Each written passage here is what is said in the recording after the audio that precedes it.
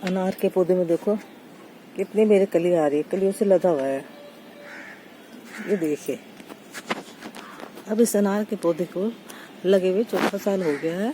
और पिछले साल भी हालांकि इसमें अनार आए थे, लेकिन 1-2 अनार आए थे, ज़्यादा नहीं आए थे। तो 3 साल बाद अच्छे से ये फ्लावरिंग कर रहा है इस साल। तो अनार के पौधों को आप घर में भी लगा सकते हैं। देखिए, ये मैंने तो बड़े से पॉट में लगा रखा है अनार का, क्योंकि जो भी फ्रूट्स वाले आप अगर पौधे लगाए तो उन्हें बड़े ही गमलों में या बड़े कंटेनर में लगाना चाहिए। नहीं तो आप ज़मीन में लगाएंगे तो ज़मीन में तो आपको पता है ये सारे पेड़ पौधे अच्छी तरह से हो जाते हैं। लेकिन देखिए, ये बड़े पॉट में भी कितने अच्छी तरह से हो रहा है, पूरा पेड़ का ही पेड़ बना हुआ है ये, और इतने अच्छी तरह से ये सर्वाइव कर रहा है। अगर आपको दिख रहा होगा तो देखिए, मैंने आपके जिस गमले में लगाया है वो भी मैं आपको दिखा रही हूँ। तो देखिए, पूरा पेड़ का पेड़ ये बना हुआ है। तो इस अनार के पौधे को हम कैसे आसानी से घर पर ग्रो कर सकते हैं और कैसे इससे फल प्राप्त कर सकते हैं, और कौन से हम इसमें ऐसी खाद दें जिससे ये अच्छी तरह से सर्वाइव हो, हरा भरा रहे, और हम इसकी किस स्थान पर रखें, क्या देखभाल करें, ये सब बातें मैं आपको इस वीडियो में बता रही हूँ। तो प्लीज़ एंड तक वीडियो को जरूर देखिएगा। तो देखिए, जो अनार का पौधा है, इसकी पहले तो आप स्टेम देखिए, पतली पतली सी इसकी डंडियाँ होती हैं, ये देखिए। लेकिन इसको लगाना कोई बहुत भी मुश्किल नहीं है। आप अनार के पौधों को ऐसे ही लगा सकते हैं। जितनी मोटी आपको डंडी दिखाई दे रही है ये, तो इसी तरह की आप कोई भी डंडी ले लें, 10 इंच की, 12 इंच की, हद से 8-10 इंच की ले तो ज़्यादा सही रहेगा।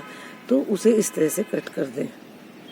कट करके आप सीधे ऐसे ही किसी भी गमले में जिसमें आप लगाना चाहें तो उसमें ऐसे ही गाड़ दें, तो ये आसानी से हो जाएगी। जब आप कोई भी कटिंग लगाएं तो उसके बाद उसमें वाटरिंग कर दें, पानी दे दें अच्छे से, और पानी देने के बाद उस कटिंग को ऐसे स्थान पर रख दें जिससे कि इसमें एकदम से तेज धूप ना लगे और सूरज की रोशनी जो है, लाइट, वो मिलती रहे।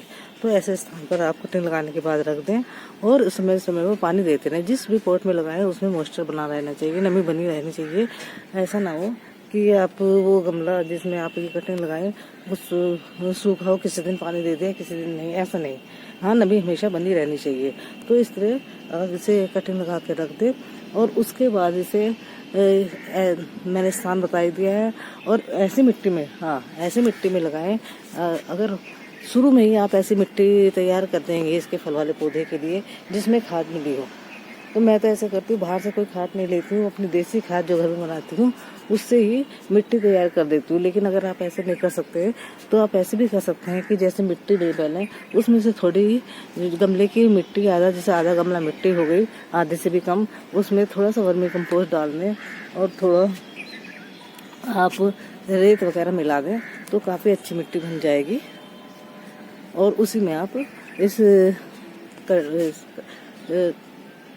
अनार के पौधे को लगा सकते हैं। कटिंग तो आप चाहे जैसे भी गमले में ग्रो कर लें, कैसी भी मिट्टी में ग्रो कर लें, और उसको अगर आप उसके बाद ट्रांसप्लांट करें 2-3 महीने के बाद करें, और जब तक उसमें अच्छी से पत्तियाँ आ जाएँ, और 2-3 महीने के बाद करने के बाद, कटिंग होने के 2-3 महीने के बाद मतलब पौधे को रिपोर्ट करें।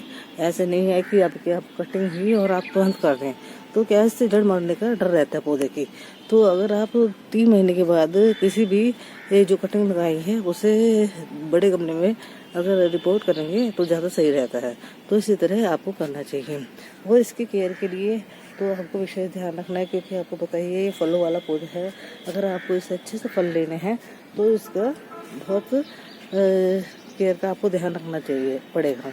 जैसे जब तक ये सर्वाइव होता है 1 साल तक, तो आप जब आपने खाद वाला गमले में की मिट्टी में इसको लगाया है तो आपको फिर उसके बाद ज़्यादा केयर की जरूरत नहीं पड़ेगी। हाँ, 3-4 महीने बाद आप एक मुट्ठी वर्मी कंपोस्ट या गोबर की खाद डाल सकते हैं। जैसा बड़ा गमला है तो उसमें 2-3 मिट्टी भी आप डाल सकते हैं, और हर 3 महीने बाद इसमें खाद डालते रहें तो ये अच्छे से ग्रो होगा। अगर आप 3 महीने में भी नहीं डाल सकते तो 5-6 महीने में भी डाल देंगे तो ये अच्छे से ग्रो हो जाएगा। लेकिन जब इसमें कली आ रही है, देखिए जैसे ये मेरी इसमें कली आ रही है ना, तो इससे ही पहले मैंने इसमें खाद डाल दी थी तो ये बहुत ही अच्छी तरह से सर्वाइव हो गया है। तो देखिए, और अभी मैं आपको अनार के बारे में बता रही थी, इतने में सुंदर सी चिड़िया मेरे पौधों पे बैठे हैं, तो मैं उनके ही वीडियो बना रही हूँ। तो प्लीज़ मुझे ज़रा, जैसे ही आपके पौधों पर ऐसा कली आने लगे तो उसमें 2-3 मुट्ठी आप बड़े, क्योंकि आपका बड़ा गमला होगा, खाद दे दें। और